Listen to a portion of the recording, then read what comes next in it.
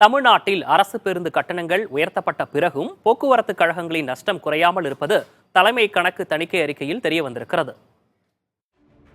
தமிழ்நாட்டில் 8 அரசு போக்குவரத்து கழகங்களின் மொத்த வருவாய் 2021-22 நிதியாண்டில் 9,661 கோடியே 26 லட்சம் ரூபாயாக இருந்தது. மொத்த நஷ்டம் 48,478 கோடியே 50 லட்சம் ரூபாயாக இருப்பதும் தலைமை கணக்கு தணிக்கையில் தெரிய வந்துள்ளது. கடந்த 2018ஆம் ஆண்டு பேருந்து கட்டணம் உயர்த்தப்பட்ட பின்னும் வருவாய் உயரவில்லை.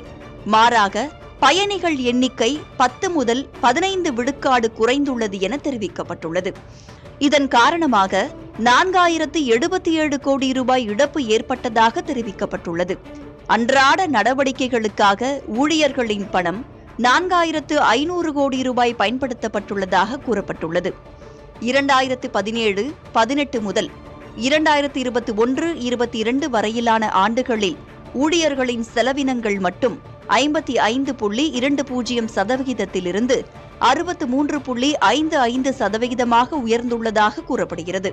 இந்த காலங்களில் பேருந்துகளின் எண்ணிக்கை 22,517 20,304 குறைந்திருப்பதாக கூறப்பட்டுள்ளது.